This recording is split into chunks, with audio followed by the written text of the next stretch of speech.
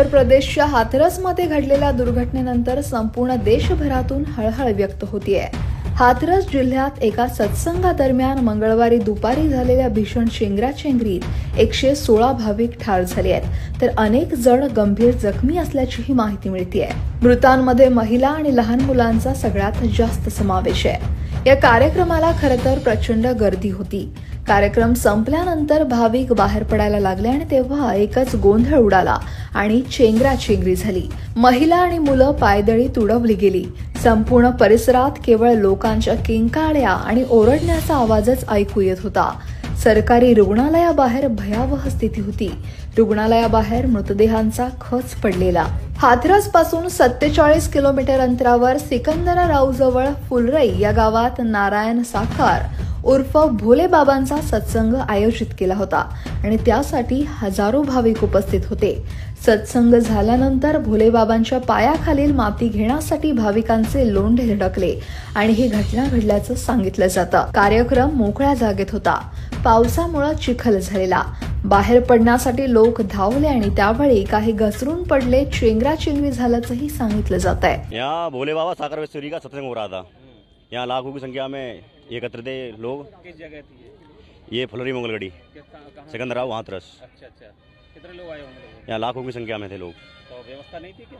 व्यवस्था थी, मगर इनके गुरु आए। गुरु जाने के बाद में यहाँ उनकी गाड़ी के पीछे भगदड़ मची, उसमें दब के मर गई।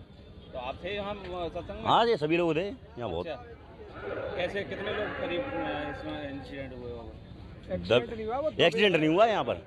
ऐसे गुरु की गाड़ी गई थी ना, तो वो जा रहे थे कि हमारे प्रभु गए, ये भागे, उसमें दब गए। एक से ऊपर में चढ़ गए। वो कितने लोग घायल भी गए हैं? कम से 100-200 आदमी तो है पक्का। घायल हुए? हाँ, घायल भी मर गए, एक्सपायरी हो गए। बच्चे, पुलिस भी थी। एकदम सत्संग हुआ था जी, भोले बाबा का। हाँ, भोले बाबा का। कहाँ पर? सिकंदराराव जी। तो माँ एकदम हता खत्म होगा। खत्म होने के बाद एकदम भाग छूटे सब लोग हतकाए। सब भागे तो माँ सड़क ऊंची नीचे हतकाए वो नालों से। तो गाँव में एक के ऊपर एक के ऊपर एक के ऊपर एक भगदड़ मचने से, दबने से मौत हुई है। दबने से।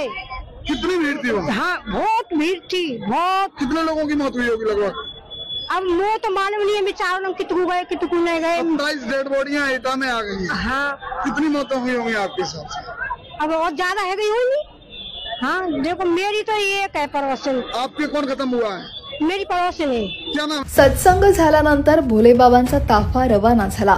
सुरक्षा रक्षकांनी भाविकांना थांबवून ठेवलं होतं। ताफा गेल्यानंतर गर्दीला अचानक सोडलं। दरवाजा गर्दीच्या तुलनेनं लहान ठरला। धक्काबुक्की सुरू झाली। चिखलात घसरून महिला मुलं एकमेकांवर पडली। लोक त्यांना चिरडून गेले। श्वास कोंडल्यामुळे बहुतांश मृत्यू झाले असं डॉक्टरांचं म्हणणं आहे। अपघातानंतर मृतदेह आणि जखमींना ट्रक आणि इतर वाहनांमध्ये भरून सिकंदरा ट्रॉमा सेंटरमध्ये नेण्यात आलं।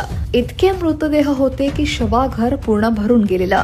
अखेर रुग्णालयाबाहेरच्या आवारात मृतदेह ठेवण्यात आले। तिथेच नातेवाईकांनी गर्दी केली होती। काही मृतदेहांची ओळख पटलेली तर काहींची ओळख अद्याप पटायची आहे। तिथंच पडलेल्या मृतदेहांच्या ढिगात जमलेल्या नातेवाईकांकडून आपल्या आप्तेष्टांचा शोध सुरू होता, तर आपल्या जवळच्यांना गमावलेल्या दुःखानं आक्रोश ऐकू येत होता। हा एक दिवस सत्संग होता आणि मंगळवारी सकाळी त्याची सुरुवात झाली। मुख्यमंत्री योगी आदित्यनाथ यांनी या घटनेवर शोक व्यक्त केलाय। मदत कार्याला गती देण्याच्या सूचनाही त्यांनी अधिकाऱ्यांना दिल्यात। याच संदर्भात पंतप्रधान मोदींनी देखील दुःख व्यक्त केलंय। आता आरोपीवर काय कारवाई होते हे पाहणं मात्र महत्त्वाचं आहे।